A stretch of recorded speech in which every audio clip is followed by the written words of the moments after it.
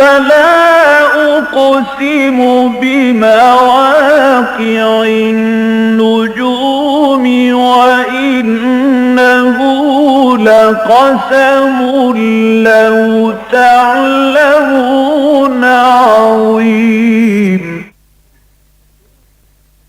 إنه لقرآن كريم في كتاب مكنون لا يمسه إلا المطهرون تنزيل من رب العالمين.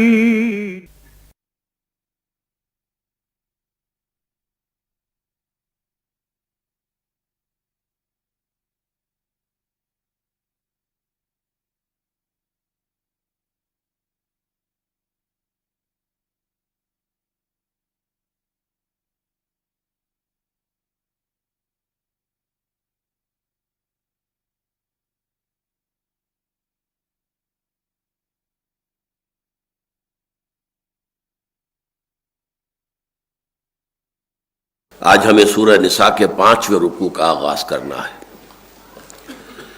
اعوذ باللہ من الشیطان الرجیم، بسم اللہ الرحمن الرحیم۔ یرید اللہ لیبین لکم ویہدیکم سنن الذین من قبلکم ویتوب علیکم واللہ علیم حکیم۔ واللہ یرید ان یتوب علیکم ویرید الذین یتبعون الشہوات ان تمیلوا میلا عظیما۔ یرید اللہ ان یخفف عنکم وخلق الانسان ضعیفا۔ صدق اللہ العظیم۔ رب اشرح لی صدری ویسر لی امری واحلل عقدۃ من لسانی یفقہوا قولی۔ اللہم ربنا الہمنا رشدنا واعذنا من شرور انفسنا۔ اللہم ارنا الحق حقا وارزقنا اتباعہ وارنا الباطل باطلا وارزقنا اجتنابہ، آمین یا رب العالمین۔ سورہ نساء کے 5ویں رکوع کی پہلی 3 آیات جو ابھی میں نے تلاوت کی ہیں، حکمت دین کے ایک اہم موضوع سے متعلق ہیں، اور یہ ہے حکمت تشریع۔ اللہ تعالیٰ نے انسانوں کو شریعت بھی عطا فرمائی۔ اب ظاہر بات ہے کہ شریعت میں بعض چیزیں ایسی ہو سکتی ہیں کہ انسان کے نفس پر شاق گزرے۔ مثلا نماز کی پابندی ہے، وضو کرنا ہے، تو چاہے سخت ترین سردی ہو، اگر پانی موجود ہے تو آپ کو وضو کرنا ہی ہوگا، طبیعت پر شاق گزرے گی بات۔ تو شریعت کے بہت سے احکام ویسے بھی مثبت طور پر بھی ہو سکتا ہے کہ طبیعت پر شاق گزرنے والے ہوں۔ مزید برآں جو پابندیاں شریعت عائد کرتی ہے وہ انسانی خواہشات و شہوات کے لیے یقیناً ناگوار ہیں، اور خاص طور پر وہ معاشرہ کہ جس میں اب یہ معاشرتی اصلاح شروع کی جا رہی تھی۔ عرب کا معاشرہ جو جاہلی معاشرہ تھا، اب وہاں احکام دیے جا رہے ہیں۔ ان کے معاشرے میں عورت کی حیثیت کچھ نہیں تھی، وہ بھیڑ بکری کی طرح ملکیت تھی، چنانچہ وراثت میں منتقل ہو جاتی تھی۔ اب اس کی جگہ پر اتنی بڑی تبدیلی کہ عورت کو ایک قانونی تشخص عطا کرنا، عورت کے بارے میں یہ تصور دینا کہ اخلاقی اعتبار سے، اصولی اعتبار سے، شرف انسانیت کے اعتبار سے وہ مرد کے بالکل برابر ہے، ہم پلہ ہے۔ اس میں جو بھی فرق اور تفاوت ہے وہ انتظامی ہے کہ خاندان کے ادارے میں سربراہ جو ہے وہ مرد کو، شوہر کو بنایا گیا ہے، بیوی کو نہیں، لیکن یہ انتظامی معاملہ ہے۔ اس سے اس کے انسانی شرف میں کوئی فرق واقع نہیں ہوتا۔ اسی طرح اخلاقی اعتبار سے وہ جتنی بلندی پر چاہے وہ خود بھی پہنچ سکتی ہے، اپنا اکتساب ہے، اپنی محنت ہے، اپنی مشقت ہے۔ اخلاقی اعتبار سے جیسے میدان مردوں کے لیے کھلا ہوا ہے، ترقی کریں، ترفع حاصل کریں، بلندی پر جائیں، احسان کے درجے پر فائز ہو جائیں، اسی طرح یہ میدان جو ہے عورتوں کے لیے بھی کھلا ہوا ہے۔ تو اس اعتبار سے یہ چیز ان کے لیے کوئی پسندیدہ بات نہیں تھی۔ اسی طریقے سے یتیموں کے حقوق کا معاملہ، اور اس میں اتنی سختی کہ اگر کوئی یتیم کا مال ہڑپ کرے گا تو گویا کہ وہ اپنے پیٹ میں انگارے بھر رہا ہے۔ پھر یہ کہ جو بھی ان کی نفسانی خواہشات، شہوات تھیں، جنسی آوارگی تھی، اب ان کے لیے آزادی تھی، اپنی لونڈیوں سے پیشہ کراتے تھے، کمائی کرتے تھے، اب اس پر پابندیاں آ رہی ہیں، اس کے اوپر جو ہے قدغنیں لگ رہی ہیں، نکاح کے حدود اور قیود ہیں، نکاح کے لیے آداب بتائے جا رہے ہیں، نکاح میں یہ لازم ہے کہ ساری عمر کا سنجوگ نبھانے کی نیت اور ارادہ موجود ہو، نکاح کے لیے مرد کو کچھ نہ کچھ جو ہے مہر پیش کرنا ہوگا. یہ ساری باتیں جو ہے آ رہی ہیں، یہ ان کے مزاج کے بہت منافی تھی، لہذا طبیعت جو ہے ان کی اس سے اپرا رہی تھی، انہیں یہ چیزیں پسند نہیں آ رہی تھیں. اس لیے کہ جو بھی تعامل ہوتا ہے کسی معاشرے میں، جو روایات صدیوں سے چلی آ رہی ہوتی ہیں، ان کو اس طریقے سے بنیادی طور پر تبدیل کر دینا اور بے خبن سے اکھاڑ دینا کوئی آسان کام نہیں ہے. یہ تو معجزہ ہے محمد الرسول اللہ صلی اللہ علیہ وسلم کا کہ آپ نے وہ اصلاحات برپا کی کہ جس سے معاشرہ بالکل تبدیل ہو کر رہ گیا. اب آج بھی دنیا میں مانا جاتا ہے کہ شراب کا انسان عادی ہو جائے تو پھر وہ نہیں چھٹ سکتی، اور اس بنا پر جو ہے میڈیکل سرٹیفکیٹس دیے جاتے ہیں کہ شراب جو ہے اس کے ساتھ اس کا جسم اور اس کا جسمانی نظام اتنا خوگر اور عادی ہو چکا ہے کہ اگر شراب اس کو نہ دی گئی تو اس کی موت واقع ہونے کا اندیشہ ہے. لہذا سرٹیفکیٹس دیے جاتے ہیں، لائسنس ایشو کیے جاتے ہیں. لیکن حضور صلی اللہ علیہ وسلم کے زمانے میں شراب کی جب بندش ہوئی ہے اور اس کی آخری حرمت کا جب حکم آیا ہے، تو ایک تو یہ کہ تمام جو برتن توڑ ڈالے گئے جن میں شراب تھی، اور شراب بہا دی گئی گلیوں کے اندر، وہ گلیاں جو ہیں شراب کی ندیاں بن گئیں، اور وہ لوگ جنہیں پیتے ہوئے ساری عمر ہو گئی تھی، 50 60 برس کی عمر کے لوگ موجود تھے کہ جب ساری عمر سے پیتے چلے آ رہے تھے. اور عرب معاشرے میں آپ کو معلوم ہے کہ اصل پینے کی چیز جیسے آج مغربی معاشرے میں وہ تو شراب ہی تھی، پانی تو دھونے وغیرہ کے کام کی، غسل اور دھونا اس کام میں آنے والی شے تھی. اصل شے تو جو ہے وہ شراب ہی تھی، ان کے کھانے کے ساتھ جزو لازم تھی. لیکن کس طریقے سے وہاں پر وہ تبدیلی آئی ہے، انقلاب حال آیا ہے، لوگوں نے شراب کو ترک کیا ہے، کسی کی صحت خراب نہیں ہوئی. یہ معجزہ ہے محمد الرسول اللہ صلی اللہ علیہ وسلم کا. اور اس کی اصل بنیاد کیا ہے کہ پہلے ایمان اور یقین کی بنیادیں مستحکم کر دی گئی. اللہ کی ذات پر یقین، اور یہ یقین کہ یہ قرآن اللہ کا کلام ہے اور محمد اللہ کے رسول ہے. جو کچھ یہاں بیان فرمایا جا رہا ہے وہ محمد کے ذاتی خیالات نہیں ہیں صلی اللہ علیہ وسلم، وفداہ آباؤنا و امہاتنا، بلکہ یہ اللہ کے احکام ہے جو ہمارا خالق ہے، مالک ہے، اللہ کل شیء قدیر ہے، بکل شیء علیم ہے، حکیم کامل ہے، حکیم مطلق ہے. یہ اس کے احکام ہے. اس اعتبار سے یہ معجزہ جیسا کہ میں نے عرض کیا حضور کا تھا، ورنہ آسانی سے لوگ جو ہے معاشرتی اصلاحات کو برداشت نہیں کرتے. اب اس ضمن میں جو ہے ان 3 آیات کے اندر اللہ تعالیٰ کی طرف سے دل جوئی بھی ہو رہی ہے، شریعت کی جو حکمت ہے وہ بھی بیان کی جا رہی ہے. شریعت کے اندر انسانی فطرت کے لیے جو بھی گنجائشیں پیدا کی جا سکتی تھی تقاضے پورا کرنے کے لیے وہ بھی شریعت میں پورے کر دیے گئے ہیں. اگر انسان بیمار ہے اور غسل سے اس کو اندیشہ ہے بیماری بڑھ جائے گی، تو چاہے اس پر غسل واجب ہو چکا ہو وہ تیمم کر سکتا ہے. اگر انسان مریض ہے اور کوئی اور اسے معذوری ہے، کھڑے ہو کر نماز نہیں پڑھ سکتا، بیٹھ کے پڑھ سکتا ہے، بیٹھ کر نہیں پڑھ سکتا، لیٹ کر پڑھ سکتا ہے. یہ ساری گنجائشیں دی گئی ہیں شریعت کے اندر. اگر آزاد حرہ خاندانی مسلمان عورت سے نکاح کرنا اس کے اختیار میں نہیں ہے، اس کی جو ہے وہ قدرت حاصل نہیں ہے، اس کے پاس مقدرت نہیں ہے کہ وہ نکاح کر سکے اور مہر دے سکے، تو لونیوں سے نکاح کر لینے کا بھی جواز دے دیا گیا. تو یہ جتنے بھی انسان کے اندر جو کمزوریاں ہیں خلقی اعتبار سے، اس کا لحاظ بھی شریعت میں رکھا گیا ہے. لیکن شریعت نے جو کچھ دیا ہے وہ انسان کی بھلائی کے لیے دیا ہے، انسان کی بہبود کے لیے دیا ہے. اس میں اللہ تعالیٰ کا کوئی فائدہ نہیں ہے، اللہ تعالیٰ کی کوئی ضرورت نہیں ہے کہ جو رکی ہوئی ہے اور وہ شریعت ہی کے ذریعے سے پوری ہوگی، بلکہ اللہ تو غنی ہے، غنی عن العالمین، تمام جہانوں سے بے پرواہ ہے، بے نیاز ہے. یہ مضمون ہے. اور اس میں میں آپ سے عرض کر دوں کہ عیسائیت میں یہ تاکہ کنٹراسٹ سامنے واضح ہو جائے، سائملٹینیس کنٹراسٹ، عیسائیت میں تصور یہ ہے کہ شریعت لعنت ہے. یہ لفظ جو میں کہہ رہا ہوں اچھی طرح جان بوجھ کر کہہ رہا ہوں، لا از اے کرس. یہ باقاعدہ میں نے اپنے کانوں سے یہ سرمن سنا تھا 1970 کے دسمبر میں، جبکہ میں گیا تھا پہلی مرتبہ انگلستان. میرے چھوٹے بھائی برادر عزیز ابصار احمد وہاں پی ایچ ڈی کے لیے مقیم تھے، انہوں نے مجھے دعوت دی تھی. ویسے میں گیا تھا، رمضان میں نے کیا تھا، پورا مکمل بسر کیا تھا مدینہ منورہ میں. پھر حج کا ارادہ تھا، تو ان کا درمیان میں جو ٹائم ہے اس میں آپ 1 مہینے کے لیے انگلستان آ جائیے، یہ دنیا بھی دیکھ لیجئے. تو وہاں میں نے چونکہ کرسمس کا زمانہ تھا، وہ میں 17 دسمبر کو گیا تھا اور 15 جنوری کو وہاں سے واپس لوٹا تھا. تو کرسمس انہی دنوں میں آئی. تو اس میں جو میں نے پروگرام دیکھے ٹیلی ویژن وغیرہ پہ لیکچرز میں، لا از اے کرس، وہ کیوں؟ ان کی دلیل پتہ ہے کیا ہے؟ کہ قانون اگر ہے تو قانون کی خلاف ورزی کا تصور بھی پیدا ہو جائے گا۔ اب ایک شخص قانون کی خلاف ورزی کرتا تو گلٹی کانشنس ہو جائے گا، اور جب گلٹی کانشنس ہو گیا تو یہ ایک اس کی ایب نارمل سائیکالوجی ہو جائے گی۔ یہ اس سے بہتر ہے کہ کوئی قانون نہ ہو، بس انسان کے اندر جو خیر کے جذبات ہیں ان کو اپیل کیا جائے، خیر کی طرف بلایا جائے۔ یہ بالکل ایسے ہی ہے جیسے ہمارے ہاں اب تبلیغی جماعت کا ایک فلسفہ ہے کہ امر بالمعروف اور فضائل کی تبلیغ کر کے، تلقین کر کے ہی ساری اصلاح ہو جائے گی، نہی عن المنکر کی ضرورت نہیں ہے۔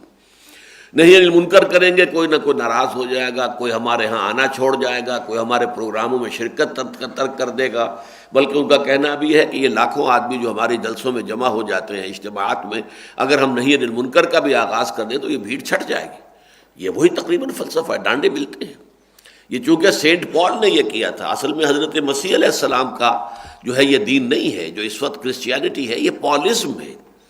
اور D100 کا مصنف جو ہے اس نے واقعتاً یہ بڑی ہمت کر کے سچی بات کہی ہے، جو نمبر 1 پر لایا ہے محمد الرسول اللہ صلی اللہ علیہ وسلم کو، ڈاکٹر مائیکل ہارٹ، اور اس نے تاریخ انسانی کی عظیم ترین شخصیات 100 جنہوں نے تاریخ کے دھارے کو بدلا ہے، اثر انداز ہوئے ہیں تاریخ کے رخ پر، اور پھر ان میں گریڈیشن کہ ان میں سب سے زیادہ کس نے رخ موڑا، تو وہ نمبر 1، پھر نمبر 2، پھر نمبر 3۔ تو نمبر 1 پر حضور ہیں، اور نمبر 3 پر حضرت مسیح ہیں، اور پھر کچھ اور آگے چل کر پھر سینٹ پال بھی آتے ہیں۔ اور انہوں نے صاف کہا ہے کہ کرسچینٹی جو موجودہ ہے وہ اصل میں پالزم ہے، حضرت مسیح کی طرف اس کی نسبت درست نہیں ہے۔ حضرت مسیح جب تک تھے دنیا میں اس وقت تک یہود عیسائیت کی مثال کی حیثیت جو ہے وہ یہود کے ایک فرقے، یہود کی ایک جماعت کی تھی، یہود ہی میں سے ایک گروہ، وہ کوئی علیحدہ مذہب کی حیثیت تھی نہیں، اور یہ بالکل 100% درست بات ہے۔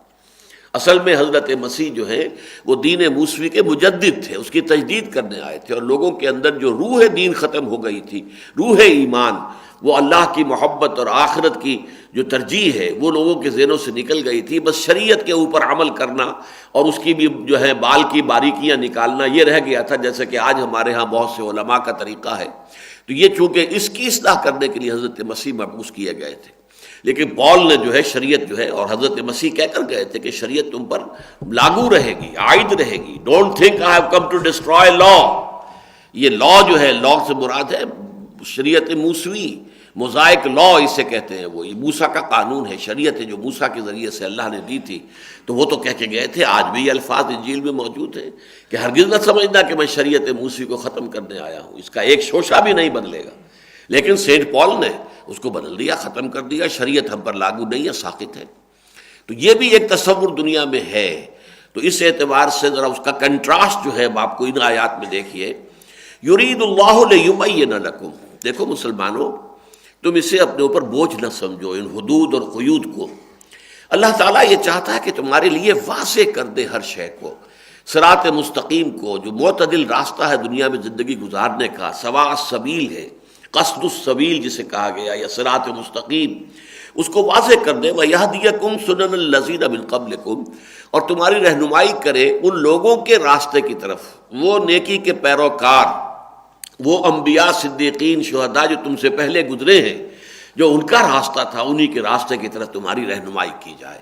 ظاہر بات ہے کہ حضور، جیسا کہ قرآن مجید میں آیا ہے کہ اے نبی کہہ دیجئے ما کنت بدعا من الرسل، میں کوئی نیا نویلا رسول تو نہیں ہوں، مجھ سے پہلے بہت سے رسول آئے، بہت سے نبی آئے۔ تو یہ تو ایک بڑی لمبی جو ہے سنہری، جسے زنجیر کہنا چاہیے، گولڈن چین ہے۔ حضرت آدم سے نبوت شروع ہوئی اور حضرت محمد پر صلی اللہ علیہ وسلم اس کا اختتام بھی ہو گیا، تکمیل بھی ہو گئی۔ تو یہ تو ایک بڑی لمبی زنجیر ہے۔ تو ان کے راستے کی طرف اللہ تعالیٰ چاہتا ہے مسلمانوں تمہاری رہنمائی کرے، تاکہ انبیاء، صدیقین، شہداء اور صالحین کے راستوں پر تم چلو۔ وَيَتُوبَ عَلَيْكُمْ، اللہ چاہتا ہے تم پر عنایت فرمانا۔ یہ تابہ یتوب و توبن میں نے کئی مرتبہ عرض کیا ہے، اس کے معنی ہے پلٹنا، لوٹنا۔ تو اصل میں اس کو دو طرف سے جب استعمال کیا جاتا ہے، بندہ جب گناہ کرتا ہے تو گویا کہ اللہ سے سرکشی کرتا ہے، اللہ تعالیٰ سے اس نے منہ پھیر لیا، اعراض کیا۔ پھر اگر توبہ کرتا ہے تو پلٹتا ہے اللہ کی طرف، پھر اس کی جناب میں رجوع کرتا ہے، پھر توبہ کرتا ہے، پھر اے اللہ مجھ سے خطا ہو گئی، پروردگار معاف فرما دے۔ یہ انسان کی توبہ ہے۔ اس کے لیے جب انسان کے لیے یہ توبہ کا لفظ آتا ہے تو الہ آتا ہے، توبو الی اللہ، اللہ کی جناب میں توبہ کرو، اللہ کی طرف توبہ کرو۔ لیکن اب اس کی معصیت کی وجہ سے جو اللہ تعالیٰ نے اپنی نگاہ پھیر لی تھی، اپنی محبت کی نگاہ، اپنی شفقت کی نگاہ، اپنی رحمت کی نگاہ، یہ جو توجہ اللہ تعالیٰ نے ہٹا لی تھی، اب بندہ جب توبہ کرتا ہے، رجوع کرتا ہے پشیمانی کے جذبے کے ساتھ اور عہد کرتا ہے کہ آئندہ ایسی حرکت نہیں کروں گا، تو اللہ تعالیٰ بھی دوبارہ پھر اپنی نظر عنایت کو پھیر لاتا ہے، متوجہ ہو جاتا ہے۔ تو یہ اللہ کی طرف سے توبہ ہے۔ تو تواب کا لفظ بندوں کے لیے بھی آتا ہے، کل بنی آدم خطاؤن و خیر الخطائین التوابون۔ یہ حدیث تو میں نے ابھی پچھلے درسوں میں کئی مرتبہ آپ کو سنائی کہ حضور نے فرمایا کہ تمام بنی آدم نہایت خطا کار ہیں، ان خطا کاروں میں بہترین لوگ وہ ہیں کہ جو بہت توبہ کرنے والے ہیں، لیکن اللہ بھی تواب ہے، ان اللہ تواب الرحیم۔ تو تواب کا لفظ دونوں طرف سے آئے گا، لیکن جب توبہ کا لفظ اللہ کی طرف سے آتا ہے تو اس کے ساتھ صلہ اعلیٰ ہوتا ہے، کسی پر متوجہ ہونا۔ اللہ کا مقام بہت بلند ہے، وہ اپنے مقام رفیع سے جب عنایت فرماتا ہے، توجہ فرماتا ہے، تو یہ ہے تابع اعلیٰ۔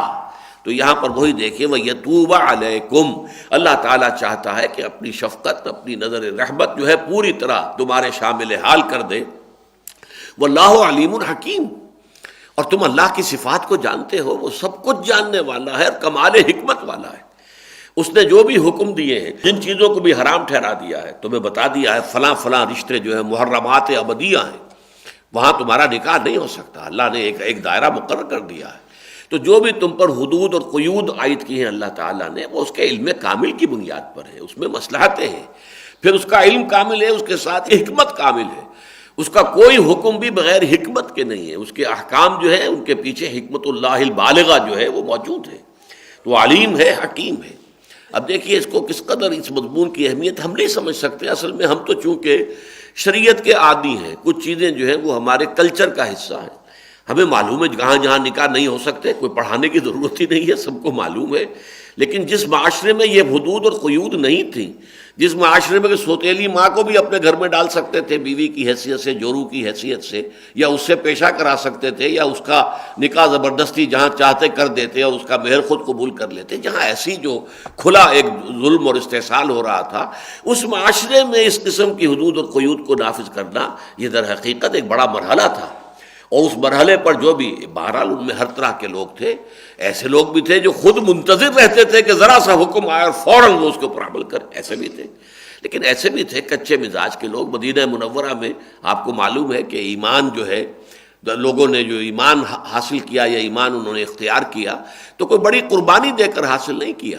مکہ مکرمہ میں جو لوگ ایمان لائے تھے انہوں نے بڑی قربانیاں دی تھیں، ان کے رشتے کٹ گئے تھے، ان کو ماریں پڑی تھی، ان کو ستایا گیا تھا، ان کے لیے زندگی جو ہے وہ ایک آزمائش، مسلسل آزمائش بنا دی گئی تھی۔ تو ان کا ایمان کچھ اور تھا، اور یہ اوس اور خزرج کے لوگوں کا ایمان بحیثیت مجموعی، ان میں بھی یقیناً السابقون الاولون من المہاجرین والانصار، انصار میں بھی تھے اس شان کے لوگ کہ جو بالکل اس طریقے سے جیسے کہ مہاجرین میں سے جو اولین دور کے مسلمان تھے اسی طرح کے مسلمان بعض انصار میں سے بھی تھے، بحیثیت مجموعی وہ معاملہ نہیں تھا۔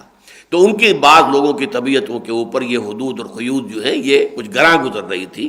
لہذا دیکھیے پھر دوبارہ واللہ یرید ان یتوب علیکم، دیکھو مسلمانوں اللہ تعالیٰ تم پر شفقت کر رہا ہے، یہ اس کی رحمت، یہ اس کی عنایت سمجھو کہ وہ تمہیں احکام دے رہا ہے شریعت کی۔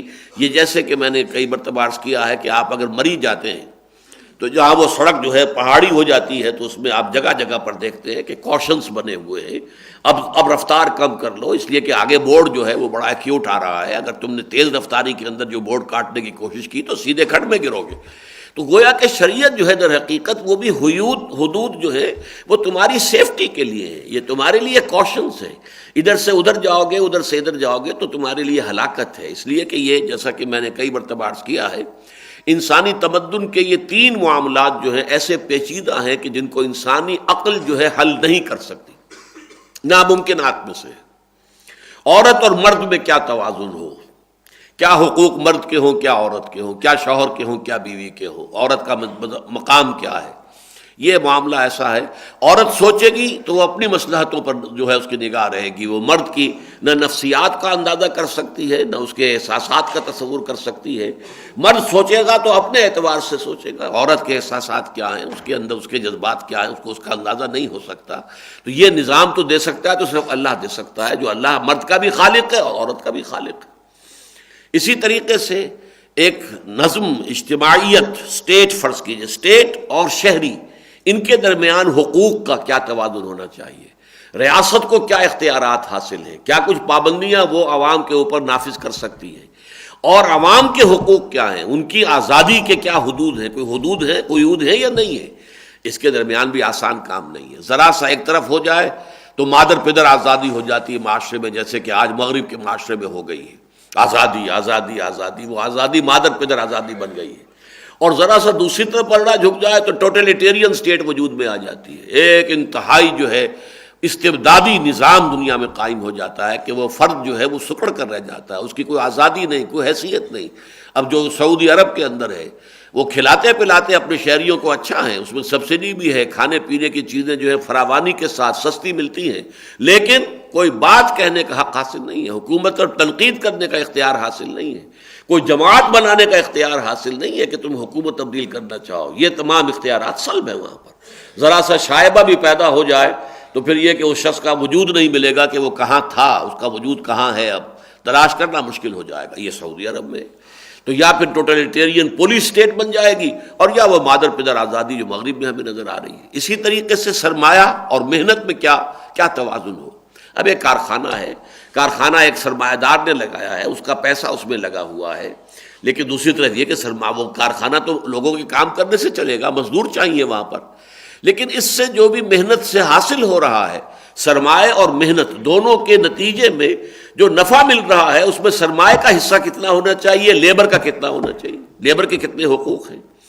لیبر ظاہر بات ہے، لیبر سوچے گی تو اپنے اعتبار سے سوچے گی، وہ سرمایہ دار کی مصلحتوں، اس کی مشکلات، اس کے پرابلمز کا اسے اندازہ ہی نہیں ہے، اور سرمایہ دار سوچے گا تو اپنے اعتبار سے سوچے گا۔ اسے یہ بات جو ہے کہ کوئی غریب مزدور جو ہے وہ تو کہہ دے گا ٹھیک ہے جی، میں تو اس سے زیادہ ویج نہیں دے سکتا، میں اپنا کارخانہ بند کرتا ہوں، لاک اپ کر دیتا ہوں، چلیے تالا لگا دیا۔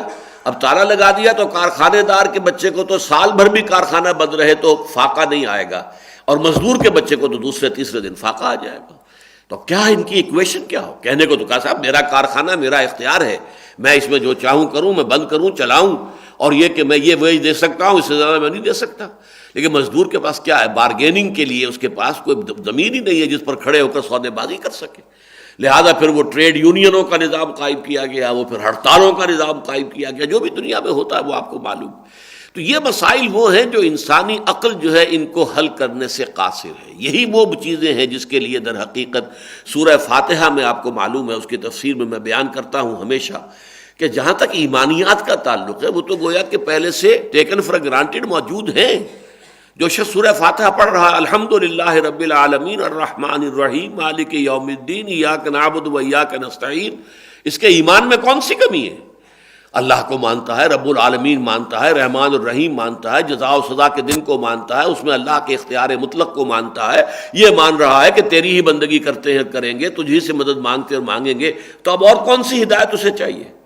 جو آگے بڑھ کر کہتا ہے اہدنا الصراط المستقیم، اے اللہ ہمیں سیدھے راستے کی ہدایت دے۔ ہدایت پر تو ہے، لیکن یہ ہدایت کیا ہے؟ یہ نظری ہدایت ہے، یہ انسان کی فکر و نظر کی ہدایت ہے، یہ ایمان کی ہدایت ہے۔ آگے صراط مستقیم کیا ہے؟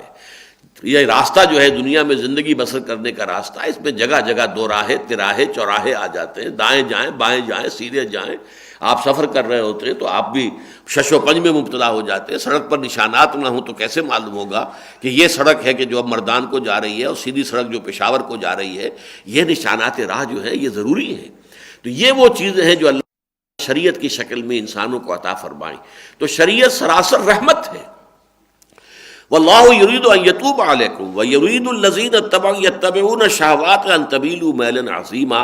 اس کے برعکس وہ لوگ جو اپنی خواہشات کی پیروی کرتے ہیں، شہوات ویسے عام طور پر شہوت کا لفظ جو ہے جنسی خواہش کے لیے خاص ہو گیا ہے، لیکن شہوات سے مراد ہے تمام خواہشات، جو بھی انسان کے جو اینیمل انسٹنکٹس ہیں یہ سب شہوات میں شامل ہیں۔ شہوت میں یعنی جسے آپ انڈ اور لبیڈو کہتے ہیں، وہ سب اس میں جنسی جذبہ بھی شامل ہے، اس میں بھوک کا جذبہ بھی شامل ہے، اس میں اور جو جذبات ہیں وہ بھی ہیں، وہ سب کے سب شہوات. یعنی انسان اگر انسٹنکٹس کے تحت چلے گا تو ظاہر بات ہے کہ وہ تو چاہے گا کہ پھر انسان جو ہے، اگر وہ لوگ چاہتے ہیں کہ تمہیں بالکل یکرخوے رخ پر لے جائیں، ایک طرف جھکا دیں، تمہیں بجائے صراط مستقیم پر لے کر چلنے کے وہ ایک ٹیڑھے راستے کی طرف، ان تمیلوا میلا عظیما، کہ تم پھر جاؤ راہ حق سے اور بہت دور نکل جاؤ. اس لیے کہ ہوتا یہی ہے کہ ذرا سا بھی آپ نے موڑ لے لیا غلط، تو اب جتنا آپ آگے جائیں گے وہ آپ صراط مستقیم سے دور تر ہوتے چلے جا رہے ہیں. یہ سیدھا راستہ جا رہا تھا، آپ نے یہاں پہ تھوڑا سا ٹیڑھ لیا، اور یہ ٹیڑھ اب جتنا آپ آگے بڑھ رہے ہیں سیدھے راستے سے آپ کا فاصلہ بڑھتا چلا جا رہا ہے جتنا آگے بڑھیں گے. حالانکہ وہ ایک ٹرن کے بعد آپ پھر سیدھے جا رہے ہیں، اس کے بعد آپ نے کوئی ٹرن نہیں لیا ہے. پہلے وہ زاویہ شاید چلیے 20 درجے کا زاویہ تھا، صرف تھوڑا سا ٹرن آپ نے لیا تھا، لیکن جتنا اس ٹرن کے اوپر اس سڑک پر آپ آگے بڑھیں گے صراط مستقیم سے آپ کا فاصلہ بڑھتا چلا جائے گا. لہذا فرمایا وَيُرِيدُ الَّذِينَ يَتَّبِعُونَ الشَّهَوَاتِ أَن تَمِيلُوا مَيْلًا عَظِيمًا. وہ تو چاہتے ہیں یہ کہ تمہیں جو ہے اس راہ حق سے، سواء السبیل سے، صراط مستقیم سے، قصد السبیل سے تمہیں پھیر دیں اور پھیر کر تمہیں دور لے جائیں. یرید اللہ ان یخفف عنکم. دیکھیے اب یہ لفظ آیا، اللہ تعالیٰ تو تمہارے ساتھ تخفیف چاہتا ہے، نرمی چاہتا ہے. یرید بکم اللہ، اور یرید اللہ بکم الیسر ولا یرید بکم العسر. یہ سورہ بقرہ میں بھی ہم پڑھ چکے ہیں، جب روزے کے احکام میں فرمایا گیا کہ اگر بیمار ہو یا سفر پر ہو تو تم روزہ قضا کر سکتے ہو، اللہ کی رعایت ہے، اس سے فائدہ اٹھاؤ. یرید اللہ بکم الیسر ولا یرید بکم العسر. اللہ تمہارے ساتھ آسانی چاہتا ہے، سختی اور تنگی نہیں چاہتا. تو یہاں بھی فرمایا یرید اللہ ان یخفف عنکم. در حقیقت تم اگر غلط راستوں پہ بڑھو گے تو اپنے بوجھ بڑھاتے چلے جاؤ گے. نہ صرف یہ کہ اخروی عذاب کا بوجھ بڑھتا جائے گا، دنیا میں بھی پریشانیاں آئیں گی، دنیا میں بھی نظام جو ہے مختل ہو جائے گا، آئلی نظام ختم ہو جائے گا، جیسے کہ آج یورپ میں اور مغرب میں ہو چکا ہے. اب وہ ون پیرنٹ فیملی چل رہی ہے، ماں ہی مائی کو جانتے ہیں، باپ کا پتہ ہی نہیں، باپ کون تھا کہ اس کا نام ہی معلوم نہیں. یہ سارا نظام تلپٹ ہو چکا ہے. یہ معاملہ ہو چکا ہے کہ نہیں ہو چکا ہے؟ اسی طریقے سے ذرا سا راہ اعتدال سے ہٹ جائیں تو جیسا کہ میں نے عرض کیا، یا وہ ٹوٹلیٹیرین سٹیٹ ہوگی، بڑی استبدادی مستبد اور جابر حکومت ہو جائے گی. نظام جیسا کہ روس کے اندر تھا، کمیونزم کے نظام کے تحت کوئی حق آپ کو نہیں ہے، کوئی سیاسی جماعت آپ نہیں بنا سکتے، بس ایک ہی جماعت رہے گی کمیونسٹ پارٹی، اور کوئی دوسری جماعت ہو ہی نہیں سکتی بس. اور کوئی نہ اور نقطۂ نظر آپ کو پیش کرنے کا کوئی موقع ہے، نہ کہیں تنقید کرنے کا موقع ہے، کوئی آپ کو رائے دینے کا موقع ہے. تو ذرا سا آدمی موڑ لیتا ہے تو پھر کہاں سے کہاں بات پہنچ جاتی ہے کہ خشت اول چون نہد معمار کج تا سریا بھی روت دیوار کج، پھر وہ بہت ٹیڑھ ہو جاتی ہے. تو در حقیقت تو اللہ نے تمہارے لیے نرمی کی ہے. یہ شریعت جو ہے لا، یہ کرس نہیں ہے، یہ رحمت ہے. یہ در حقیقت لعنت نہیں ہے، رحمت ہے. اللہ تعالیٰ کی طرف سے اپنے بندوں کے لیے آسانیاں پیدا کی گئی ہیں، ان کے لیے بہتری اور ان کی بہبود اور ان کی بھلائی اور انہی کے لیے فوز اور فلاح کا معاملہ ہے. وَخُلِقَ الْإِنسَانُ ضَعِيفًا. اور انسان پیدا ہی کیا گیا ہے کمزور. یہ ٹکڑا جو ہے بڑا ایک دفعہ چونکا دینے والا ہے. خُلِقَ الْإِنسَانُ ضَعِيفًا. انسان ضعیف پیدا کیا گیا، اس لیے کہ بظاہر ایک تضاد سامنے ابھرتا ہے. قرآن مجید یہ بھی کہتا ہے لَقَدْ خَلَقْنَا الْإِنسَانَ فِي أَحْسَنِ تَقْوِيمٍ. ہم نے انسان کو بہترین تخلیق پر پیدا کیا. خَلَقْتُهُ بِيَدَيَّ. آدم کو میں نے اپنے دونوں ہاتھوں سے بنایا ہے. جب شیطان نے انکار کیا تھا جھکنے سے تو تجھے کیا ہے، تو اس کو اتنی سجدہ کرنے کو تیار جسے کہ میں نے خَلَقْتُهُ بِيَدَيَّ اپنے دونوں ہاتھوں سے بنایا. وَلَقَدْ كَرَّمْنَا بَنِي آدَمَ وَحَمَلْنَاهُمْ فِي الْبَرِّ وَالْبَحْرِ وَرَزَقْنَاهُمْ مِنَ الطَّيِّبَاتِ وَفَضَّلْنَاهُمْ عَلَى كَثِيرٍ مِّمَّنْ خَلَقْنَا تَفْضِيلًا. ہم نے تو بہت عزت دی ہے بنی آدم کو، اور ان کو اپنی مخلوقات میں بڑا شرف دیا ہے، بہت اونچا بنایا، جس کو ہم اشرف المخلوقات کے نام سے کہتے ہیں. تو یہاں قرآن کہتا ہے خلق الانسان ضعیفا. ایک اور مقام پر کہتا ہے کہ انسان خلق الانسان من عجل. انسان کی خلقت میں جلد بازی جو ہے، یہ جیسے کہ یعنی شیرازہ آپ بناتے ہیں کسی چیز کا، گوندتے ہیں کسی چیز میں، گارا جو ہے پانی میں گوندا گیا ہے، تو اسی طریقے سے انسان کی خلقت کے اندر جلد بازی گندھی ہوئی موجود ہے. خلق الانسان من عجل. ان الانسان خلق ہلوعا اذا مسہ الشر جزوعا واذا مسہ الخیر منوعا. انسان بڑا تھڑدلا پیدا کیا گیا ہے۔ اب یہ چیزیں بظاہر متضاد ہو گئیں، اس کا تضاد کیسے رفع ہوگا؟ اس کا تضاد اسی سے رفع ہوتا ہے جو آج کل بہت سے لوگوں کی نگاہوں سے یہ حقیقت اوجھل ہے، تسلیم کرنے سے انکاری ہے، کہ انسان اصل میں ایک مرکب وجود کا حامل ہے۔ اس ایک میں دو شخصیتیں موجود ہیں، ایک اس کا عالم خلق کا حصہ ہے، اس کا حیوانی ایلیمنٹ ہے، انسان ایک حیوان بھی ہے، لیکن اس کے اندر اللہ نے اپنی روح پھونکی ہے، اس کا روحانی وجود ہے۔ ان دونوں کے تقاضے ایک دوسرے سے بالکل مختلف ہیں، بلکہ متضاد ہیں۔ ہمارا جو یہ جسمانی نظام ہے، ہمارا جو یہ حیوانی نظام ہے، یہ ہمیں زمین کی طرف متوجہ کرتا ہے۔ اس کی غذا بھی زمین سے آ رہی ہے، گندم بھی یہیں سے آ رہی ہے، چاول بھی یہیں سے آ رہا ہے، گھاس بھی یہیں سے ہے، اسی کو بکری نے کھایا ہے، اسی سے اس کا گوشت بنا ہے، وہ گوشت آپ کھا رہے ہیں۔ اس ہمارے جسم کے لیے کیونکہ یہ بنا بھی مٹی سے ہے، مٹی ہی سے اس کی کل جو تقویت کا ذریعہ، اس کی خوراک، اس کے لیے جو بھی آ رہی ہے مٹی سے آ رہی ہے، اور پھر مرنے کے بعد مٹی ہو کر مٹی میں یہ مل بھی جائے گا۔ یہ وجود وہاں سے آیا تھا وہیں جائے گا۔ منہا خلقناکم وفیہا نعیدکم۔ لیکن وہ جو ہے انا للہ و انا الیہ راجعون، وہ روح تو وہاں سے آئی ہے، وہ عالم ملکوت کی شے ہے، وہ عالم امر کی شے ہے۔ قل الروح من امر ربی یسألونک عن الروح قل الروح من امر ربی۔ یہ روح جو ہے، جو کہ 4 مہینے کے بعد رحم مادر کے اندر ماں کے پیٹ میں، پھر جو بچہ جنین جو پرورش پا رہا ہے، 4 مہینے کے بعد پھر اس میں اس کی لا کر روح شامل کر دی جاتی ہے۔ زندگی نہیں، زندہ تو وہ پہلے بھی تھا، زندہ تو ظاہر بات ہے کہ وہ 4 مہینے جو ہے پہلے اس نے مردہ حالت میں تو نہیں بسر کیے ہیں، وہ ایک لیونگ آرگنزم تھا۔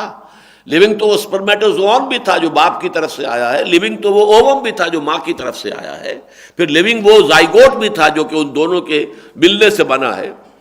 لیکن یہ کہ اب روح لا کر لگا دی۔ روح انسانی کے اعتبار سے انسان اشرف المخلوقات ہے، تمام مخلوقات سے بلند تر، یہاں تک کہ فرشتوں سے بھی اعلیٰ۔ یہی وجہ ہے کہ تمام فرشتوں کو حضرت آدم کے سامنے سجدہ کرنے پر مجبور کر دیا گیا۔ ہم نے کہا سجدہ کرو، فسجد الملائکۃ کلھم اجمعون، تمام کے تمام فرشتوں نے مل کر یکبارگی سجدہ کیا۔ لیکن یہ جو زمینی وجود ہے ہمارا، جو خاکی وجود ہے ہمارا، جو حیوانی وجود ہے، یہ ضعیف ہے۔ اس کو میں جو 2 الفاظ سے علیحدہ علیحدہ تعبیر کرتا ہوں کہ ایک ہے ہماری فطرت، فطرت بہت اونچی ہے ہماری، وہ روح، ہمارا روحانی وجود جو ہے وہ فطرت ہے۔ فطرت اللہ التی فطر الناس علیہا، یہ فطرت اللہ ہے، یہ فطرت انسانی فطرت اللہ ہے، فطرت اللہ التی فطر الناس علیہا۔ اور یہ جو ہمارا جسم ہے یہ خلقت ہے، یہ عالم خلق کی شے ہے۔ خلقت کے اعتبار سے انسان بہت کمزور ہے، حیوانات سے بھی کمزور ہے۔ آپ کی بینائی ہے، بہت سے حیوانات کی بینائی آپ سے 1000 گنا زیادہ ہے۔ بہت سے حیوانات اندھیرے میں بھی دیکھتے ہیں، ہم تو اندھیرے میں دیکھ ہی نہیں سکتے، ہماری بینائی تو ختم ہو جاتی ہے، وہ محتاج ہے روشنی کی۔ اور حیوانات میں ایسے بھی ہیں کہ جنہیں روشنی کی ضرورت ہی نہیں، بغیر روشنی کے بھی دیکھتے ہیں۔ تو معلوم ہوا باقی اور صلاحیتوں کے اعتبار سے ہم اعلیٰ نہیں ہیں۔ اصل میں جو شے ہے ہمارا اعلیٰ بنانے والی، وہ روح ہے ہماری، ہمارا روحانی وجود، اس کے اعتبار سے اشرف المخلوقات، اس کے اعتبار سے لقد خلقنا الانسان فی احسن تقویم۔ وہ روح جب لا کر ڈالی گئی ہے جنین میں، اس فیٹس میں کہ جو رحم مادر میں پرورش پا رہا ہے، 4 مہینے کا ہو گیا ہے، اب اس میں روح پھونک دی گئی، تو اس کو گویا کہ اسفل سافلین، اب نچلوں میں سب سے نیچے کر دیا گیا، حیوانات سے بھی نیچے ہو گیا۔ یہ انسانی بچہ جو ہے کس قدر محتاج ہوتا ہے، کتنا کمزور ہوتا ہے۔ بکری کے بچے کو آپ نے دیکھا کہ ابھی اس کی ولادت ہوئی ہے، تھوڑی دیر میں وہ اپنی ٹانگوں پر کھڑا ہے، ذرا سی ٹانگیں جو ہیں لڑکھڑاتی ہیں، 1 2 4 مرتبہ، پھر کھڑا ہے، اپنا چل رہا ہے۔ اور انسان کا بچہ کس قدر کمزور، کس قدر ضعیف۔ ہاتھی کا بچہ دیکھیے، تھوڑی دیر کے اندر کھڑا ہے، وہ اپنی ماں کے ساتھ چلنے کی پوزیشن کے اندر ہے، چل رہا ہے۔ انسان کا بچہ جو ہے نہایت ضعیف، نہایت ضعیف، کس طرح جتن کر کر کے اسے آپ چلانا سکھاتے ہیں، اس کی انگلی پکڑ کے چلاتے ہیں، اس کے لیے کوئی گڈولے یا اور چیزیں جو آج کل بن گئی ہیں وہ زیادہ ایڈوانسڈ ہیں، وہ خرید کے لاتے ہیں تاکہ اس میں وہ اس کو پکڑ کر چل سکے، چلنا سیکھے۔ یہ انسان کا بچہ تو بہت کمزور ہے۔ پھر یہ کہ جنات کے مقابلے میں ہم بہت کمزور ہیں۔ جنات جو ہے وہ آگ سے بنے ہیں، ان کی رسائی بہت دور تک ہے اس عالم کے اندر۔ وہ میں سمجھتا ہوں، میری رائے ہے یہ ذاتی، کہ جہاں تک سولر یہ سسٹم ہے پورا، یہ اس کے اندر جنات کی جو آمد و رفت ہے وہ بڑی آسانی سے، اسے کسی راکٹ کی ضرورت نہیں ہے، کسی اور چیز کی ضرورت نہیں ہے، کسی پروپیلر کی ضرورت نہیں ہے۔ جنات جو ہیں اس سولر سسٹم کے اندر آرام سے گھومتے پھرتے ہیں، وہ جدھر چاہیں جائیں آئیں، شکلیں بنا لیتے ہیں مختلف، انسانی صورت اختیار کر سکتے ہیں، حیوانی صورت اختیار کر سکتے ہیں، خاص طور پر سانپوں کی شکل اختیار کرتے ہیں۔ یہ ہے جنات کا معاملہ۔ ملائکہ بہت اونچی شے ہیں، نور سے بنائے گئے۔ تو جہاں تک ہمارا حیوانی وجود ہے وہ بہت کمزور ہے۔ خلق الانسان ضعیفا، اسی اعتبار سے اس کی عقل ضعیف ہے۔ عقل جو ہے اگر اپنی عقل سے وہ کام لے کر راستہ اپنے تجویز کرے گا، ٹھوکر کھائے گا، دھوکہ کھائے گا۔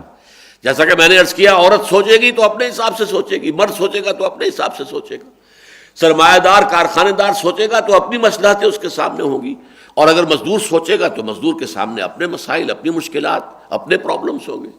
ریاست جو ہے وہ چاہے گی زیادہ سے زیادہ اختیار اس کے پاس ہو، کنٹرول ہو، بس حکم دے اور عوام اس کے مطابق جو ہے وہ حرکت کرے، کوئی چوں چرا نہ ہو۔ لیکن عام آدمی چاہتا ہے میری بھی کوئی بات ہونی چاہیے، کوئی مجھے حق ہونا چاہیے، میں بھی کوئی بات کر سکوں، اپنی رائے عقول اپنا لگا سکوں کہ میں یہ کہتا ہوں۔ تو یہ ہے جو کہ آپس میں آ جاتے ہیں، متباین ہیں اور متناقض یہ تقاضے جو ہیں وہ آتے ہیں۔ اس لیے فرمایا خلق الانسان ضعیفا، یہاں اس کی خلقت کا تصور ہے۔ فطرت کے اعتبار سے انسان بہت بلند، اشرف المخلوقات، لقد خلقنا الانسان فی احسن تقویم، وہ فطرت کے اعتبار سے، وہ اپنی روحانی وجود کے اعتبار سے، لیکن اپنے اس حیوانی وجود کے اعتبار سے، اپنے خاکی الاصل وجود کے اعتبار سے، اپنے زمینی وجود کے اعتبار سے وہ ضعیف ہے، اور ضعیف بھی ہے، تھوڑ دلا بھی ہے، ظلوم اور جہول بھی ہے، جیسا کہ سورہ احزاب کے اندر فرمایا گیا، ہلوع بھی ہے، اس میں جلد بازی بھی ہے، اس کی سرشت کے اندر یہ چیزیں موجود ہیں۔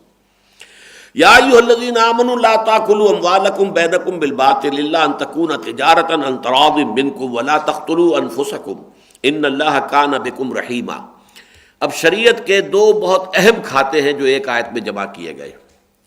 شریعت اسلامی یہ چاہتی ہے کہ اسلامی معاشرے کے اندر جان اور مال کا احترام ہو، ایک دوسرے کی جان ایک دوسرے کے لیے حرام، ایک دوسرے کا مال ایک دوسرے کے لیے حرام۔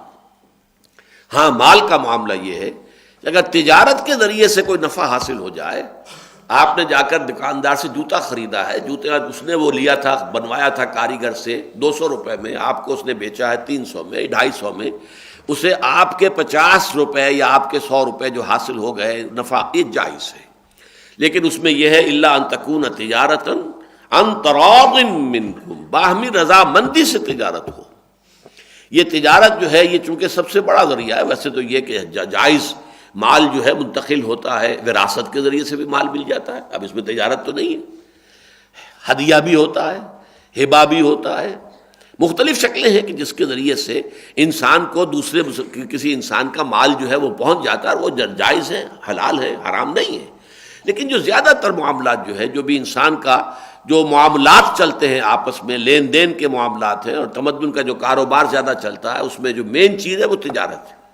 لیکن تجارت میں یہ ہے کہ عن تراض منکم، اب اس سے وہ چیزیں خارج ہو جائیں گی، مثلا مونوپلیز بنی ہوئی ہیں، کارٹلز بنے ہوئے ہیں، کچھ لوگوں نے گٹھ جوڑ کر لیا ہے کہ ہم 8 جو ہے پارٹیز ہیں کہ جو فلاں چیز جو ہے یہاں پر مینوفیکچر کر رہے ہیں، ہم 8 مل کر طے کرتے ہیں کہ اتنے فیصد ہم نے نفع لینا ہی لینا ہے، کوئی کم پہ نہیں بیچے گا۔ اب کیا کریں گے لوگ؟ یہ گٹھ جوڑ جو ان کا ہے، جو کارٹل ہے ان کا، ان کی جو مونوپولی بن گئی ہے، اس کی وجہ سے انہیں معلوم ہے کہ یہ ہم سے ناجائز منافع لیا جا رہا ہے، لیکن مجبوری ہے، وہ لیں گے۔ کوئی ایک شخص جو ہے کسی وقت وہ سادہ جب مارکیٹنگ ہوتی تھی، فرض کیجئے کہ ایک وقت میں اس نے بہت کچھ جو ہے وہ ذخیرہ کر لیا، گندم بہت ذخیرہ اپنے پاس کر لیا، اور مارکیٹ میں ہے نہیں اب وہ اپنی من مانی قیمت مانگ رہا ہے، اور وہ لوگوں کو دینے پر مجبور ہے، اس لیے کہ ظاہر بات ہے زندہ رہنے کے لیے گندم تو چاہیے۔ یہ ان ترازم نہیں ہوگا، اگرچہ بظاہر تو یہ ہے کہ صاحب ٹھیک ہے میں تو فلاں قیمت پر بیچ رہا ہوں، آپ کو لینا ہو تو لے لیجئے، نہیں لینا تو جائیے اپنا راستہ دیکھیے۔ بظاہر تو اس کے اندر یہ ہے کہ رضامندی ہے۔ اسی طرح سود کا معاملہ ہے، بظاہر تو رضامندی ہے، لیکن ظاہر بات ہے کہ انسان اس رضامندی کے ساتھ کبھی سود کا معاملہ نہیں کرتا۔ اب بیع معجل ہی ہے فرض کیجئے، جسے کہ ہمارے کچھ لوگوں نے، علماء کی اکثریت نے جائز قرار دے رکھا ہے۔ ایک شے جو ہے یہ اگر آپ نقد پیسے دیتے ہیں تو یہ 200 روپے کی ہے، لیکن اگر آپ 1 مہینے کے بعد پیسے دیں گے تو یہ 230 روپے کی ہے۔ اب یہ 30 روپے جو آپ سے مزید وہ لے رہا ہے، کیوں دے رہا ہے؟ کہ اس وقت آپ کے پاس دینے کے لیے پیسے نہیں ہیں، یہ آپ کی مجبوری سے فائدہ اٹھا رہا ہے، یہ ایکسپلائٹیشن ہے، لہذا یہ جائز نہیں ہے، یہ حرام ہے۔ ہاں کوئی شے بازار میں عام ریٹ اس کا ہے ہی نہیں، لہذا اس کا معاملہ اور ہو سکتا ہے کہ اس کے لیے کوئی نقد کا یا وہ علیحدہ علیحدہ قیمتیں ہیں ہی نہیں، ہے ہی کوئی شے جو کہ بک رہی ہے تو وہ یعنی قرض ہی پر بک رہی ہے، اس کا معاملہ علیحدہ ہو جائے گا۔ لیکن جو شے بازار میں اس وقت کم قیمت پر مل رہی ہے، وہ ایک شخص صرف اس لیے کہ ادھار پر خرید رہا ہے، وہ زیادہ قیمت دے کر اگر خرید رہا ہے، زیادہ قیمت کا اقرار کر کے، تو وہ یقیناً انترازن نہیں ہے، وہ آپس کی رضامندی سے نہیں ہے، وہ بلکہ ایک ایکسپلائٹیشن ہے۔ اس کے اندر مجبوری اس کی جو ہے کہ اس وقت دینے کے لیے اس کے پاس 200 روپے نہیں تھے، لہذا وہ 1 مہینے کے بعد جو ہے 30 روپے مزید دے رہا ہے۔ تو ایک تو یہ کہ لا تاکلوا اموالکم بینکم بالباطل، مت کھاؤ اپنے مال آپس میں باطل طریقے سے۔ دیکھیے اموالکم بڑا عجیب تصور دیا گیا ہے، اگرچہ ٹھیک ہے یہ تمہارا مال ہے، یہ میرا مال ہے، یہ اس کا مال ہے، یہ اس کا مال ہے، لیکن تم سب ایک ہو۔ جیسے کہ فرمایا گیا کہ مسلمان جو ہے وہ تو ایک جسم کے مانند کا جسد واحدہ، تو یہ سارا مال تمہارا مشترک مال ہے۔ ٹھیک ہے اسلام میں ملکیت علیحدہ ہے، یہ میری ملکیت ہے، یہ آپ کی ملکیت ہے، یہ آپ کی ملکیت ہے، یہ آپ کی ملکیت ہے، علیحدہ علیحدہ ملکیتیں ہیں، لیکن جب آپ ایک کمیونٹی بن گئے، آپ ایک امت بن گئے، آپ جو ہے در حقیقت ایک ہی یعنی جو ہے اس نظم کے اندر آپ منسلک ہو گئے، تو یہ آپ کا مشترک مال ہے۔ اب آپس میں اس مال کو ہڑپ کرنا باطل طریقے سے یہ حرام ہے۔ الا ان تکون تجارتا عن تراض منکم، ہاں اس میں نفع اٹھایا جا سکتا ہے، لیا جا سکتا ہے باہمی رضامندی سے۔ ایک شخص خریدتا ہے چیز، اسے معلوم ہے کہ یہ شخص جو ہے فرض کیجئے کہیں سے کسی نے باہر سے امپورٹ کی ہے کوئی چیز، اور وہ مارکیٹ میں اور بھی لوگ ہیں، وہ قیمتوں کا جو ہے تقابل کر لیتا ہے کہ فلاں دکان پر اتنے میں مل رہی ہے، فلاں دکان میں اتنے میں مل رہی ہے، اور وہ وہاں پر سودا کرتا ہے، خریدتا ہے۔ اس میں گرجنگ نہیں ہوتی کہ ٹھیک ہے یہ تو اب اس نے وہاں سے امپورٹ کیا ہے، اتنا پیسہ انویسٹ کیا تھا، اس کے اندر اس نے تکلیف اٹھائی ہے، مال جو ہے آیا ہے یہاں پر اس نے گودام میں رکھا ہے، پھر اس نے اپنے شو روم میں لا کے رکھا ہے، تو اسے اس کے کچھ اجرت ملنی چاہیے، اس کا کوئی معاوضہ ملنا چاہیے۔ لیکن یہ کہ اگر وہ کارٹلز کی شکل میں ہو، وہ مونوپولیز کی شکل میں ہو، تو ظاہر بات ہے کہ وہ پھر مجبوری بالاکراہ جو ہے اس کے اندر جو ہے رضامندی ہوتی ہے، وہ خوش دلی کے ساتھ رضامندی نہیں ہوتی۔ تو یا ایھا الذین آمنوا لا تاکلوا اموالکم بینکم بالباطل الا ان تکون تجارتا عن تراض منکم ولا تقتلوا انفسکم، اور مت قتل کرو اپنے آپ کو۔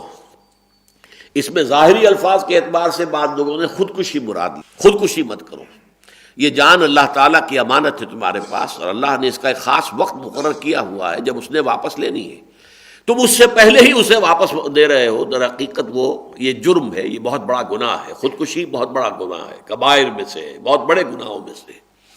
لیکن اصل مقصد یہ ہے کہ یہاں پر یہ مراد نہیں ہے بنیادی طور پر، بلکہ جیسے مال کو کہا تھا اموالکم تمہارے مشترک مال ہے، ایسے ہی ایک اسلامی معاشرے میں ہر مسلمان کی جان گویا کہ تمہاری اپنی جان ہے، تم ایک جسد واحد ہو، تم در حقیقت ایک امت وحدہ ہو، اس اعتبار سے تمہاری جانیں ایک دوسرے کی مشترک ہیں۔ لا تقتلوا انفسکم، اپنے آپ کو مت قتل کرو۔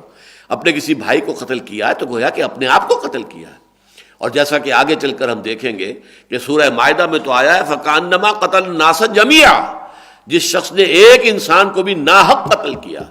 حق کے ساتھ قتل کرنے کی مختلف شکلیں ہیں، کسی نے قتل کیا تھا جواباً قتل ہو رہا ہے، اس کے قصاص میں قتل ہو رہا ہے، کوئی مرتد ہو گیا تھا اس کو قتل کیا جا رہا ہے، کوئی زانی شادی شدہ ہے اسے رجم کیا جا رہا ہے۔ اس طرح کی مختلف شکلیں ہیں کہ جو جائز ہیں، یا کافر وہ حربی ہے جس کے ساتھ جنگ ہے ڈکلیئرڈ، ورنہ اگر کافر آپ کا ذمی ہے اس کی جان بھی اتنی ہی محترم ہے جتنی کسی مسلمان کی جان ہے، وہ جان نہیں دی جا سکتی اس کی، اس کا مال بھی اتنا ہی محترم ہے جتنا کسی مسلمان کا مال ہے ذمی کا، حالانکہ وہ مسلمان نہیں ہے، وہ کافر ہے، لیکن نہیں وہ ذمی ہے، اس کا ذمہ لیا اسلامی ریاست نے اس کی حفاظت کا، اس کی جان کا بھی، اس کے مال کا بھی۔ یہ ذمی کا لفظ جو ہے گالی بنا دیا گیا ہے، حالانکہ یہ تو لفظ بنا ہے ذمے سے، ذمہ ذمہ داری، responsibility. The state, Islamic State is responsible for the safety and protection of the lives and property of these non-Muslims، جو کہ اس کے ہم مملکت میں رہے ہیں، نان مسلم ہیں، مائنورٹی ہیں۔ تو فرمایا ولا تقتلوا انفسکم، اپنی جانوں کو قتل نہ کرو۔ بہرحال اس میں ضمنی طور پر خودکشی کی بھی مناہی آ گئی، وہ اپنی جگہ پر ہے، لیکن در حقیقت یہاں پر وہی انداز ہے کہ ایک دوسرے کو قتل نہ کرو، ایک دوسرے کی جانیں نہ لو۔ ان اللہ کان بکم رحیما، یقیناً اللہ تعالیٰ تم پر بہت رحیم ہے، شفیق ہے۔ تو اللہ تعالیٰ تم پر رحیم ہے تو تمہیں بھی ایک دوسرے پر رحیم ہونا چاہیے۔ اللہ کی صفات کا ایک عکس تمہیں اپنے اندر بھی پیدا کرنا چاہیے۔ اللہ تعالیٰ رحیم ہے، شفیق ہے، رؤوف ہے، تمہیں بھی رؤوف ہونا چاہیے، شفیق ہونا چاہیے، رحیم ہونا چاہیے۔ تراحم، آپس میں جو مرحمہ، وتواصوا بالصبر وتواصوا بالمرحمہ، مرحمہ، ایک دوسرے پر رحم کرنا، ایک دوسرے پر ترس کھانا، ایک دوسرے کی مدد کرنا، ایک دوسرے کے دکھ اور تکلیف کو اپنے دل میں محسوس کرنا، یہ تراحم ہے، آپس میں رحم کا مادہ اور رحم کا جذبہ۔ تو فرمایا ان اللہ کان بکم رحیما، یقیناً اللہ تعالیٰ جو ہے وہ تم پر بہت رحیم ہے، بہت شفیق ہے، ودود ہے، اللہ تعالیٰ رؤوف ہے۔ تو اسی کا ایک عکس تمہارے اپنے اندر ہونا چاہیے۔ اللہ تعالیٰ نے ایک حدیث قدسی میں آتا ہے کہ میں نے اب ظلم اپنے اوپر حرام کر لیا، حرمت الظلم علی نفسی، لیکن اسی طرح میں نے تمہارے لیے بھی ایک دوسرے پر ظلم کرنا حرام کر دیا ہے۔ ایک دوسرے فلا تظالموا، ایک دوسرے پر ظلم مت کرو، ظلم کرنا جو ہے میں نے اپنے اوپر حرام ٹھہرایا ہے، اور تمہارے مابین بھی ایک دوسرے پر ظلم کرنے کو حرام کر دیا۔ وَمَن يَفْعَلْ ذَلِكَ عُدْوَانًا وَظُلْمًا، جو کوئی یہ کام کرے گا تعدی کے طور پر، دست درازی کے طور پر، زیادتی کے طور پر، یا حق تلفی کے طور پر، یہ دو پہلو ہیں گناہ کے۔ ایک عدوان ہے، آپ آگے بڑھ کر اپنے حق سے آگے دست درازی کر رہے ہیں، جھپٹا مار رہے ہیں، اور آپ جو ہے کسی پر زیادتی کر رہے ہیں۔ ایک یہ کہ آپ نے کسی کا حق مار لیا ہے، دبا لیا ہے، دے نہیں رہے ہیں۔ یہ دو چیزیں ہیں، عدوان، آگے بڑھ کر دست درازی کرنا، کسی پر زیادتی کرنا، کسی پر ظلم کرنا، اور ظلم کسی کا حق دبا لینا، مار لینا، غصب کر جانا۔ تو وَمَن يَفْعَلْ ذَلِكَ عُدْوَانًا وَظُلْمًا، ان دونوں کو جمع کر لیا گیا۔ جو کوئی بھی یہ حرکت کرے گا، چاہے وہ عدوان کی صورت میں ہو اور چاہے وہ ظلم کی صورت میں ہو، حق تلفی کی صورت میں ہو، اور یا یہ کہ کسی پر زیادتی اور دسترازی کی صورت میں ہو، فَسَوْفَ نُصْلِيهِ نَارًا، تو ہم عنقریب اسے آگ میں داخل کر دیں گے۔ وَكَانَ ذَلِكَ عَلَى اللَّهِ يَسِيرًا، اور یہ اللہ پر بہت آسان ہے۔ یہ اللہ پر بہت آسان ہونے سے مراد کیا ہے؟ ایک تصور یہ ہے، اور یہ لوگوں نے جو ملنگ قسم کے جو صوفی ہوتے ہیں، ملنگ ٹائپ، انہوں نے یہ چیز ایجاد کی ہوئی ہے کہ اللہ کسی کو سزا دے گا۔ نہیں نہیں نہیں نہیں، کوئی دیکھو، تم اپنے کسی بچے کو آگ میں ڈالنے کو تیار ہو جاؤ گے، چاہے کچھ بھی کیا اس نے، کچھ بھی کیا ہو، کچھ بھی کیا ہو، کیا آگ میں ڈال دو گے؟ تو دیکھو اللہ تو زیادہ شفیق ہے۔ تم اپنے بچوں پر جتنے رحیم اور شفیق ہو، اللہ اپنے خلق پر، الخلق و عیال اللہ، مخلوق تو اللہ تعالیٰ کے عیال اور اس کے کنبے کے مانند ہیں، وہ آگ میں ڈالے نہیں۔ یہ تو ایسے ہی ڈرانے کے لیے، جیسے بچوں کو ڈرا دیا جاتا ہے، وہ ہاؤ آ رہا ہے، ہاؤ ہاؤ، یا کوئی اور چیز جو ہے جس کا ہاؤ ڈرا، ایسے بس ڈراوا دیا گیا ہے تاکہ لوگ جو ہے جری نہ ہو جائیں، جسور نہ ہو جائیں، ان کے اندر جرتیں نہ پیدا ہو جائیں گناہ کے لیے، بس اس لیے ڈراوا ہے، ورنہ کوئی نہیں۔ یہ جہنم وہنم نہیں۔ یہ اسی آبادی میں، ماڈل ٹاؤن میں، یہ آج سے کوئی میں 25-30 برس پہلے کی بات کہہ رہا ہوں، ایک درس قرآن میرا تھا یہاں، ڈاکٹرز کا ایک مکان ہے، میں نام بھول رہا ہوں ان کا اس وقت، تو وہ ان کے مکان پر، وہ ڈی بلاک کے ایک کونے پر تھے، وہ کوٹھی ہے انر سرکل پر، تو وہاں ایک صاحب سے مجھے آج تک یاد ہے جس انداز میں انہوں نے بات کی، دیکھی نہیں آپ کیسے کہہ رہے ہیں اللہ عذاب نہیں دے گا، نہیں عذاب نہیں دے گا۔ تو ان کی وہ کیفیت ابھی تک میرے سامنے موجود ہے جس انداز میں انہوں نے کہی بات۔ لیکن اللہ تعالیٰ اس لیے فرماتا کہ نہیں، اللہ پر یہ ہرگز شاق نہیں گزرے گا، یہ اللہ کے لیے آسان ہے۔ اللہ نے سزا دینی ہے، اللہ نے فرما دیا ہے، اور اس میں کوئی جھوٹ نہیں ہے، یہ کوئی دھوکہ نہیں ہے، فریب نہیں۔ جب جہنم کے سامنے کھڑا کیا جائے گا، پوچھا جائے گا الیس ھذا بالحق، اب یہ ہے حق ہے، حقیقت ہے کہ نہیں ہے جہنم؟ تم کہتے تھے ڈھکوسلا ہے، تم سمجھتے تھے صرف ویسے ہی دھونس جمانے کے لیے، ہمیں ڈرانے کے لیے، ذرا بچوں کو جیسے بہلانے کے لیے اور کوئی خائف کرنے کے لیے کہہ دیا جاتا ہے ایسے، یہ حق ہے یا نہیں؟ قالوا بلا وربنا، کہیں گے ہاں کیوں نہیں ہے، ہمارے رب یہ واقعی حق ہے۔ تو والجنت حق والنار حق، یہ تہجد کی دعاؤں میں سے ہے حضور صلی اللہ علیہ وسلم کی، اللہم لک الحمد انت خالق السماوات والارض ومن فیہن ولک الحمد، اللہم لک الحمد انت رب السماوات والارض ومن فیہن ولک الحمد، اللہم لک الحمد انت نور السماوات والارض ولک الحمد، انت الحق ووعدک الحق وقولک حق ولقاؤک حق والجنة حق والنار حق والساعة حق ومحمد حق والنبیون حق والقرآن حق۔ یہ تمام چیزیں حق ہیں، برحق ہیں، ان میں کہیں بھی کوئی دھوکہ نہیں ہے، فریب نہیں ہے، یہ واقعی ہیں، قطعی ہیں، یقینی ہے، حقیقی ہے، ان میں کوئی اشتباہ نہیں ہے، کسی شک و شبہ کی گنجائش نہیں ہے۔ وَمَن يَفْعَلْ ذَلِكَ عُدْوَانًا وَظُلْمًا فَسَوْفَ نُصْلِيهِ نَارًا وَكَانَ ذَلِكَ عَلَى اللَّهِ يَسِيرًا ان تجتنبوا کبائر ما تنہون عنہ نکفر عنکم سیئاتکم وندخلکم مدخلا کریما۔ اگر تم جن چیزوں سے تمہیں روکا جا رہا ہے ان میں سے بڑی بڑی چیزوں سے رک جاؤ گے تو ہم تم سے تمہاری دوسری چھوٹی برائیوں کو دور کر دیں گے، معاف کر دیں گے، تمہارے نامہ اعمال سے دھو دیں گے، وندخلکم اور داخل کریں گے تمہیں مدخلا کریما، ایک بڑے عزت والے مقام میں۔ یہ مضمون بھی شریعت کے اور دین کے حکمت کے مسائل میں سے بہت گہرا ہے، اور یہ قرآن مجید میں 3 دفعہ آیا ہے یہ مضمون، کبائر اور صغائر کا تصور، کبیرہ گناہ اور چھوٹے گناہ۔ اور اس میں اصل میں جو چیز مقصود ہے وہ یہ ہے، ویسے تو یہ ہے کہ کبائر کیا ہیں، صغائر کیا ہیں، اس میں کوئی ایک رائے پیش نہیں کی جا سکتی، چنانچہ میں کچھ احادیث نوٹ کر کے لایا ہوں۔ بخاری اور مسلم میں یہ روایت موجود ہے کہ کبیرہ گناہوں میں جو سب سے بڑے ہیں میں تمہیں ان سے باخبر کرتا ہوں، اللہ تعالیٰ کے ساتھ کسی مخلوق کو شریک یا ساجی ٹھہرانا، ماں باپ کی نافرمانی کرنا اور جھوٹی گواہی دینا۔ یہ 3 گویا کہ کبائر حضور نے فرمائے، کہیں آپ نے 7 کبائر گنوائے ہیں، کہیں 10 گنوائے ہیں، یہ مختلف ہے، روایات مختلف ہیں۔ اور حضرت ابن عباس کے سامنے کہا گیا، کسی نے کہا کہ 7 کبیرہ گناہ ہیں، تو آپ نے فرمایا 700 کہتے تو بہتر تھا۔ یہ کبائر کی کوئی فہرست مرتب نہیں کی جا سکتی۔ پہلی بات تو یہ ہے کہ ہر شے جو فرض اور واجب ہے، فرض اور واجب، اس کا ترک کر دینا گناہ کبیرہ ہے۔ روزہ فرض ہے، ترک کر دیا گناہ کبیرہ کا مرتکب ہو گئے۔ نماز روزہ فرض ہے، زکوٰۃ فرض ہے، جس پر حج فرض ہے اور وہ نہیں کر رہا ہے اس کو اسے کفر سے تعبیر کیا گیا، گناہ کبیرہ ہے۔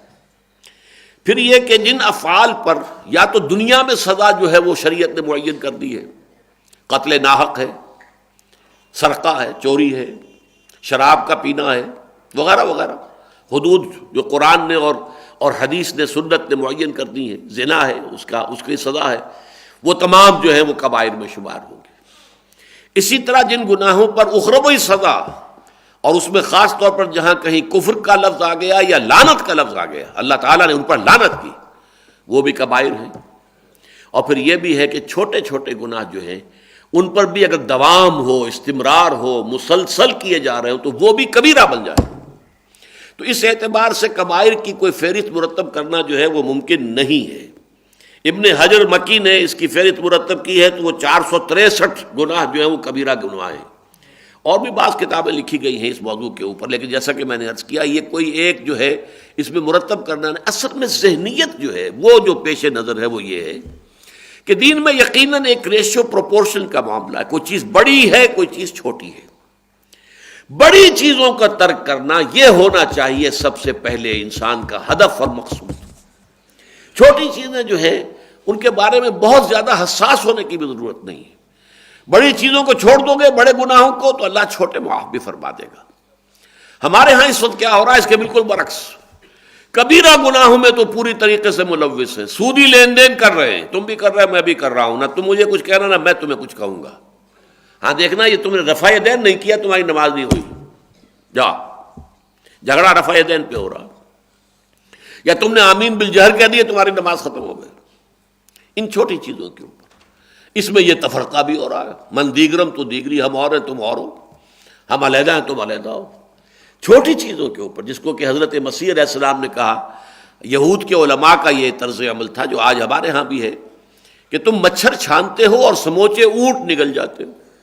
وہی ہمارے ہاں معاشرے کے اندر ہے، بڑے بڑے گناہ آدمی کر رہا ہے، سودی کاروبار میں ملوث ہے، یا سود کے اوپر رقم لے کر مکان بڑا بنایا عالیشان، یا سود کے اوپر رقم لے کر اور اپنے جو کاروبار کو زیادہ وسیع کیا ہے، یا یہ کہ اپنی رقم رکھوا کر سودی طور پر اور اس کی جو سود ہے اس کا کھا رہے ہیں، گزارا کر رہے ہیں، اور اس کے لیے بڑے دلائل ہیں۔ کیا کریں جی، اب ہماری گریچوٹی کی رقم تھی، اب ہم کسی کو دے دیں تو بھی وہ کھا جائے گا، اور ہم خود کاروبار کر نہیں سکتے، ساری عمر تو ہم نے ملازمتیں کی ہیں، ہم کاروبار جانتے نہیں ہیں، تو ہم اگر کاروبار بھی کریں گے تو سب لوز کر بیٹھیں گے، کسی کو دیں گے تو یہاں تو سب کھاؤ پیر ہیں، بے ایمان ہیں، جھوٹے ہیں، لہذا ہماری رقم ڈوب جائے گی، کیا کریں، اب ہم نے بینک میں رکھ دیا، کھا رہے ہیں۔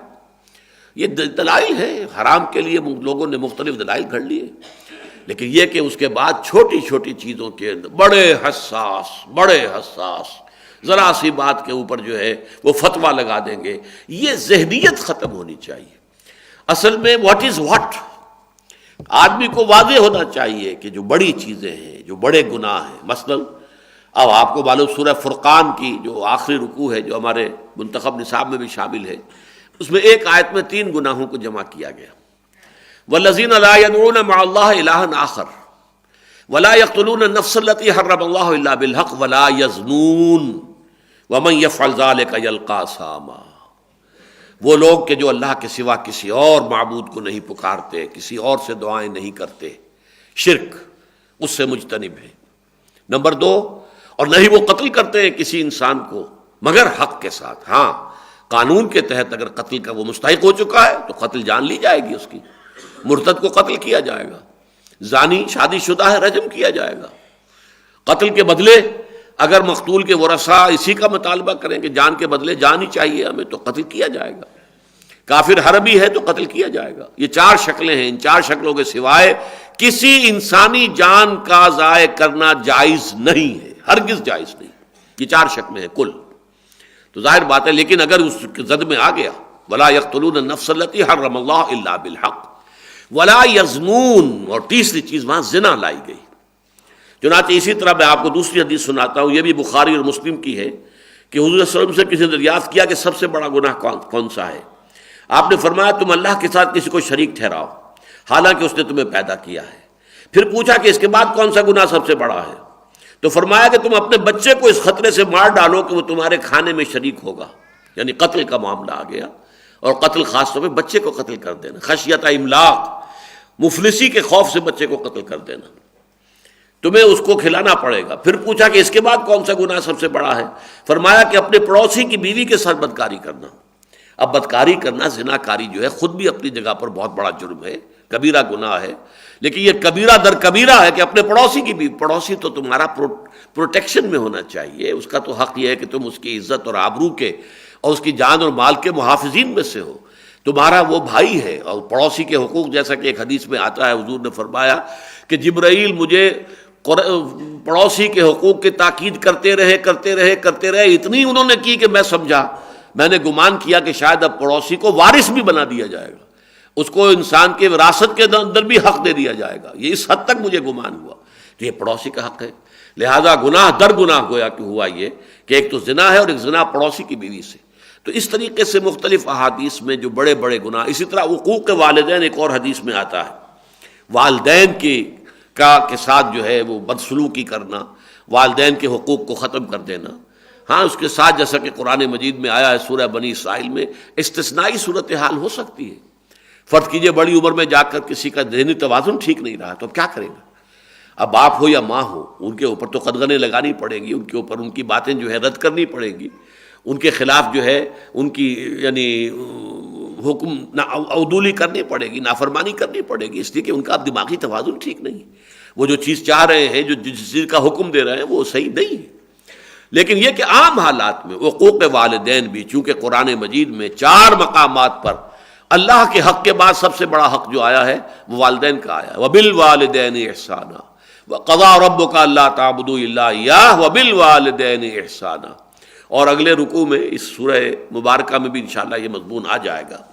بہرحال ان تجتنبوا کبائر ما تنہون عنہ، اگر تم اجتناب کرتے رہو گے، بچتے رہو گے ان بڑی بڑی چیزوں سے جن سے تمہیں روکا جا رہا ہے، نکفر عنکم سیئاتکم، تو تمہاری دوسری برائیاں جو ہیں، چھوٹے جو بھی تمہارے گناہ ہیں، صغائر ہیں، وہ ہم تم سے دور کر دیں گے. وَنُدْخِلْكُمْ مُدْخَلًا كَرِيمًا، اور تمہیں داخل کریں گے ایک بہت بڑے باعزت مقام میں. اللہم ربنا اجعلنا منہم، اللہم ربنا اجعلنا منہم، اللہم ربنا اجعلنا منہم، آمین یا رب العالمین.